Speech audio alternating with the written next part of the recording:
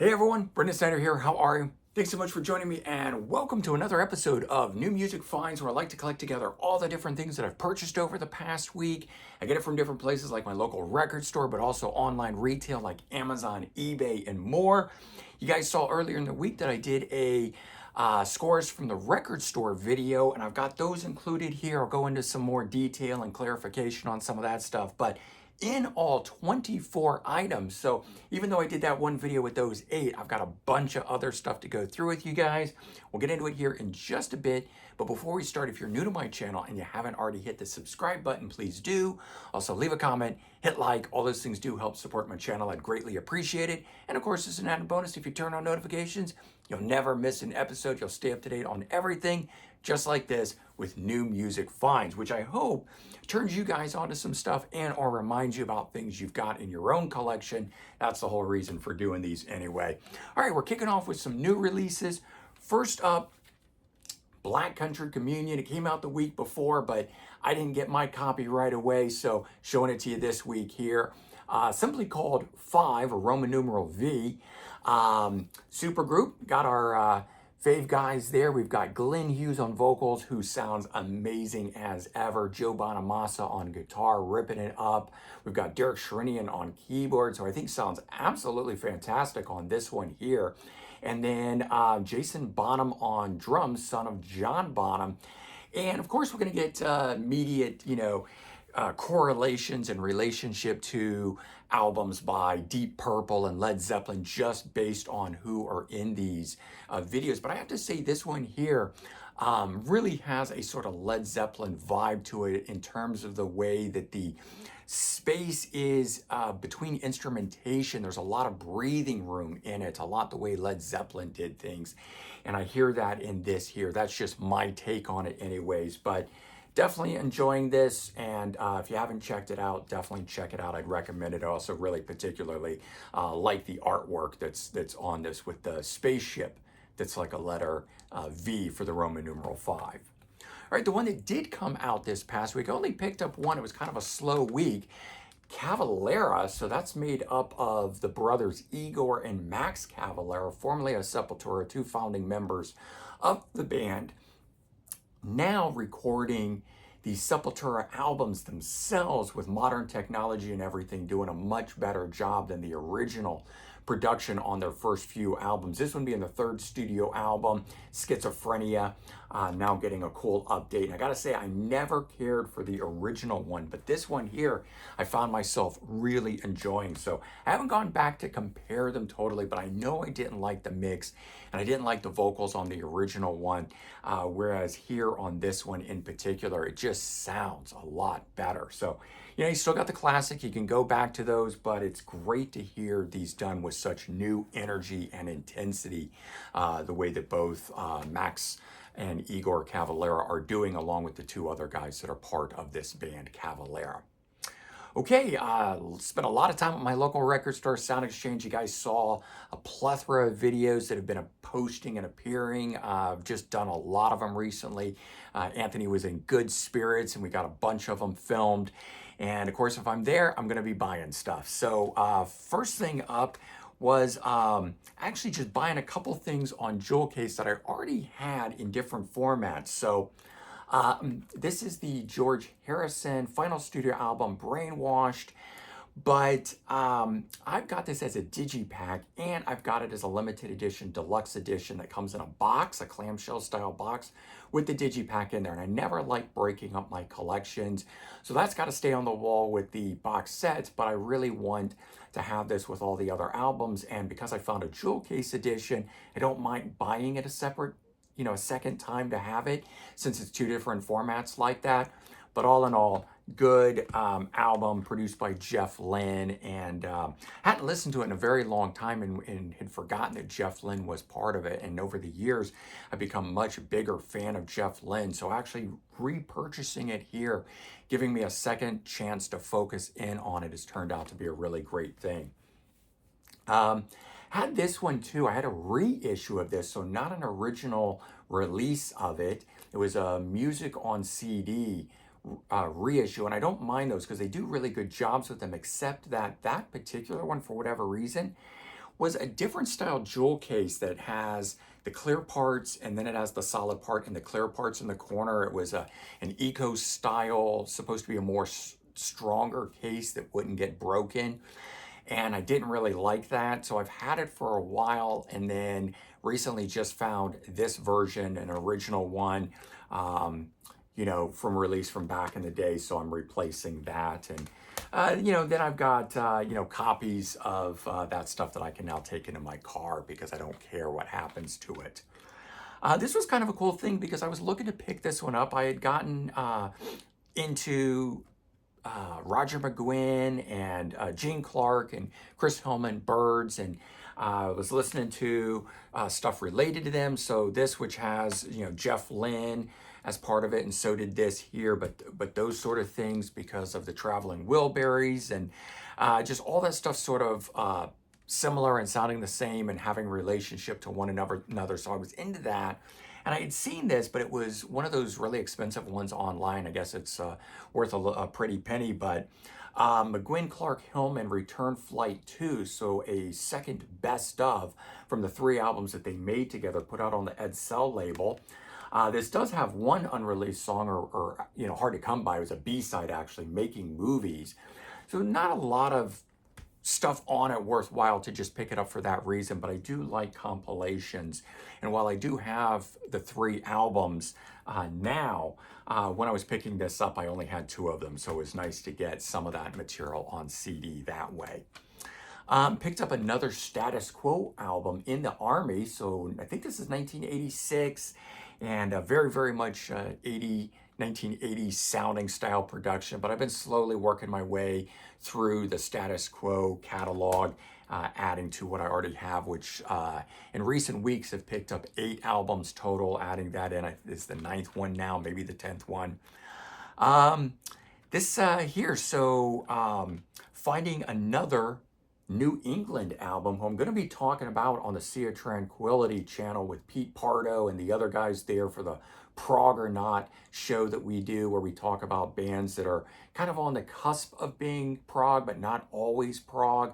Well, this is one of those bands that was more progressive when they started and then became more, you know, melodic rock, AOR sort of later on. You'll hear my whole take on that when we get on the show. But this one here, self-titled release, debut. Found a copy of this, Rock Candy Records reissues. Unfortunately, they're out of print, but you know, managed to come across it. It was a sealed copy too when I got it, so that was nice. A band that I've always kind of heard about, seen some releases, was Shotgun Symphony, because I was always looking for the glam metal band Shotgun Messiah, and in the 90s when they came out, this is their debut from 94, I kept coming across this band and I would always be so upset. Well, the name stuck in my head and I saw this and I looked at the guys and I said, you know, those guys look like they probably rock pretty good. I'm going to give them a chance. So pick this up. This is, I don't know, this is a European release. I guess it's not a Japanese release, but it's definitely a European release of their album on the Now and Then label in 94. And I gotta say, I really am enjoying it. Don't know if I'm going to be picking up other stuff or not, but I am glad I picked that up and finally know who those guys are. And then I came across this, Alex Beirut's Voodoo Circle. So he's a guy who's gone off and I think he's in Primal Fear now. I could be wrong which band he's part of, but this lineup here, I didn't have this album here, but we've got Matt Center from the band Center, and we've got David Redmond from Pink Cream 69. I think Alessandro Del Vecchio is part of this, but a whole bunch of people, kind of a little mini super group. It's not very well known guys, but if you know those bands, then you certainly know who I'm talking about. But this is definitely more of a hard rock sound than the metal sounds of, say, Center or some of the other projects that those guys come from. All right, here's some ones that I had picked up that I showed you guys as part of my scores from the record store, and the band Petra I was talking about, and then I brought up the lead singer, and I couldn't remember his name initially, but it's John Schlitt. And wasn't exactly sure because I couldn't quite read the spelling of it inside these, but I later did figure out, in fact, it is Schlitt, so Schlitt with an L.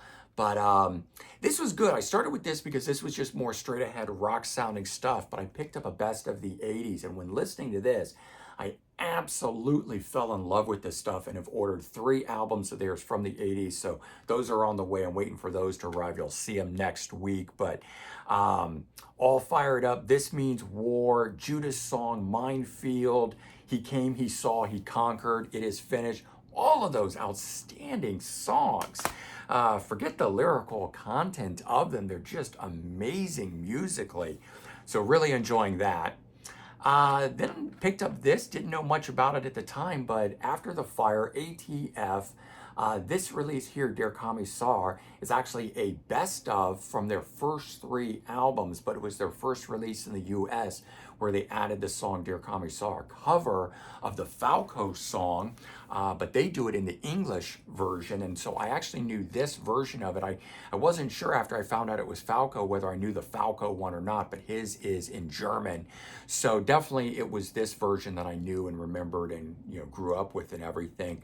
But I thought this was just an album. In fact, it's actually a best of from those first 3 albums. This is another one of those groups that was discussed as being starting off progressive and becoming more new wave sounding by the 80s, but they broke up after the single, even though it was their biggest song. Attempted to make one more record, but it never came to fruition. And so yeah, this is it, and glad I got it. And this is actually the international edition track listing of it. Apparently there was a US edition and even another version of it from another territory, but the one that I ended up picking up, didn't know at the time, but international version of it on the Rewind label. Picked up Argent, a best of there, 16 tracks on it. Unfortunately, when I got it home, I found this, and it was sealed in plastic, so not much I can do about it. It had this crimp and the booklet because of the way that it was slid in here. So unfortunately, I'm stuck with that. Not going to take it back to Anthony and make him eat it, just because I'm friends with him and don't want to hurt the record store kind of a thing. But some point I'll find a used copy of this. I'll have to replace it because I'm just nitpicky like that. I cannot stand when my booklets have crimp marks and stuff like that in them. But as far as a collection goes, really cool collection of stuff covering their career, and glad to get a hold of that. Artful Dodger, 3 complete albums from the Columbia label. I think they sound a lot like Aerosmith. I referenced them when I was talking about them the first time, but they're from Fairfax, Virginia, and good stuff. So not from the Boston area like I thought, but good music. I think they just made, no, I think they made 4 albums total, but these 3 were the Columbia label, and then they made 1 additional album beyond that. But check out just the debut alone. Artful Dodger self-titled release is really good. The one that I previously had, Honor Among Thieves, is also really good. I checked out the 3rd album, Babes on Broadway. Not as much into that one as the first 2, but the first 2 albums are really good. If you ever come across the stuff either on LP or CD, it's worth getting. Frankie Miller's Double Take. So his wife had a bunch of unreleased recordings, gave it out to a producer who then in turn called up a bunch of people he knows, like Joe Walsh and Huey Lewis, Bonnie Tyler. We have Kid Rock. We've got Paul Kerouac. John Parr is on here. Some of the stuff is sung by Frankie Miller on here, and then other stuff is sung by these other people. But these were unreleased recordings that were never really fully completed, that this producer then completed with the help of a lot of these famous musicians that happen to know and love Frankie Miller's music.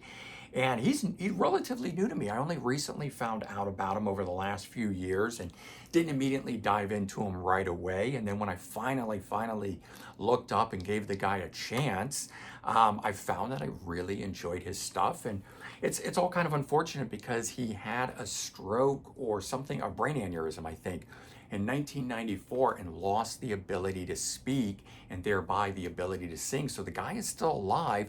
He just is not able to perform and sing and record anymore.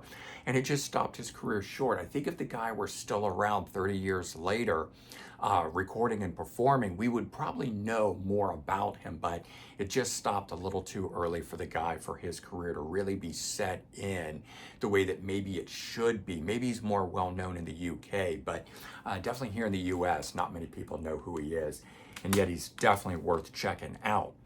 A lot of people were surprised I did not have this album in my collection, Sepultura Beneath the Remains, their fourth studio album.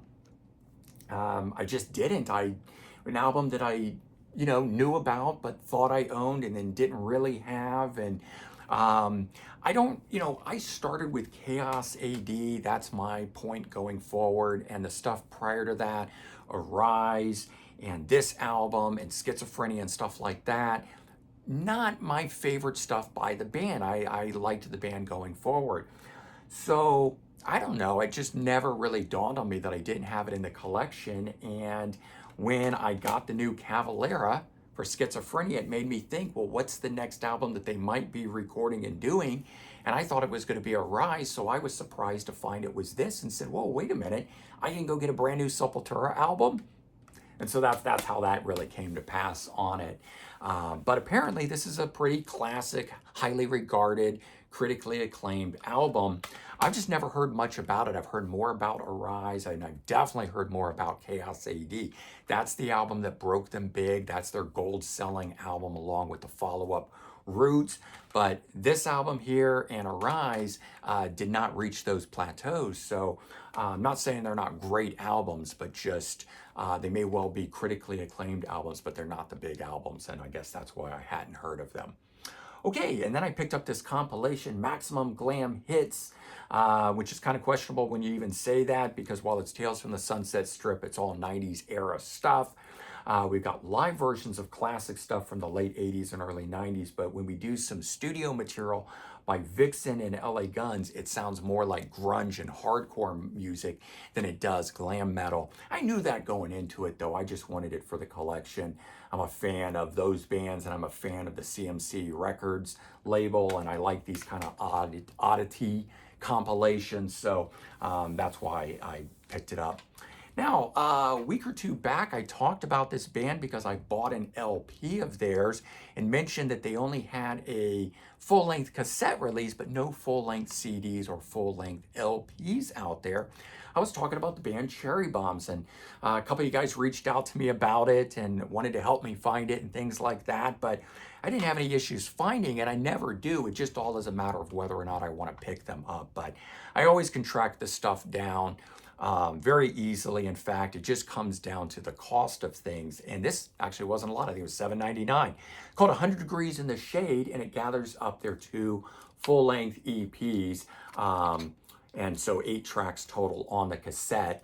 And I just wanted it for the collection more than anything. I do not currently have a cassette player in my stereo system, but I have a number of cassettes that I want to play, ones that I've never been able to either find on CD or replace on CD. And so I do think the next thing I will be adding to my stereo system will be a cassette player. And when I do that, I'll probably take you guys along with me to record that. I also picked up new John Elefant, or Elefante. I'd like to know how to say his name, which is the right way. I think it is Elefant because of his band Mastodon. So it's very closely pronounced like elephant, but elephant. But Mastodon was his band, and this one, Mastodon 3. Now, the first 2 Mastodon albums are much more in the hard rock metal vein, whereas this is much more proggy. And the lineup for this is amazing. It doesn't go into a lot of detail, so I don't know if these guys appear on all the tracks or what, but it says the players are John Elefant, lead vocals, rhythm guitar, and keyboard, so that's expected. Kerry Livgren on lead guitar, Dave Amato on lead guitar from REO Speedwagon, Anthony Sali on bass, and Dan Neilhem on drums and percussion. But just the fact that we got Dave Amato and Kerry Livgren in here blew me away. Really, really good album. I was not expecting a lot from it, but really, really enjoyed it.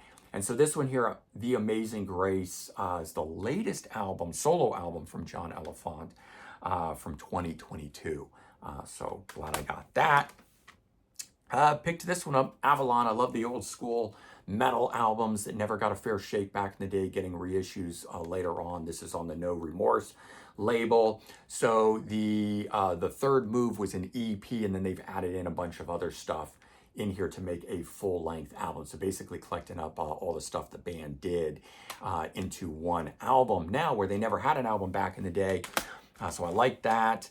Along with the Argent release, I was into Russ Ballard. I pulled out some Russ Ballard solo stuff, and if you're not familiar with him, then that's he's the guy that did Since You've Been Gone, that Rainbow made famous, but also a bunch of other stuff. This release here has the song In the Night, which Ace Frehley would later redo as part of Frehley's Comet as Into the Night. So lots of people covering Russ Ballard songs, making them famous later on. He never really got very famous on his own, but he rightly should have been.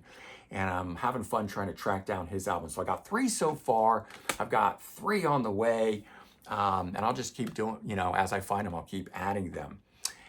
So part of this release, the Cherry Bombs, which has the guitar player from Hanoi Rocks in the group, I found that he had done something in 2012 called Grease Helmet, this project.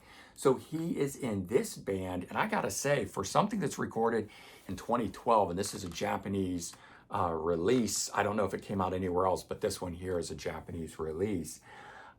This stuff sounds like classic Hanoi Rocks sounding material, and is very, very good. If you're loving that stuff and you want something else that the guitar player did, check out Grease Helmet.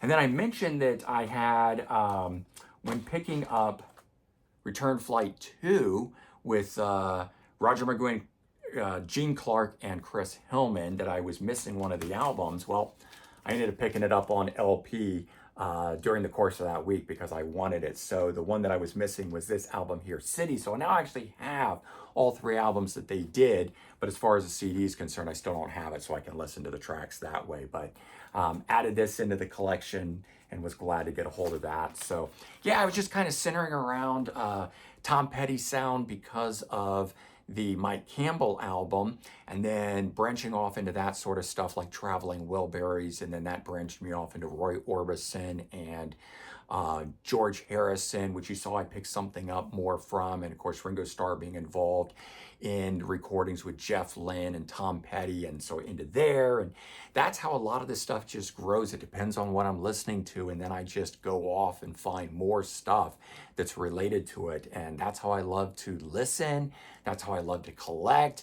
But yeah, those are the things that I picked up. So I hope you guys enjoyed it. Maybe found something in here that you want to go search out yourself, or something you forgot about. Maybe like an old release like this guy here, or something from Russ Ballard, and you want to go pull that out. But lots and lots of great stuff as always. So, all right, everyone, take care. Have a good one, and I'll talk to you real soon. Bye-bye.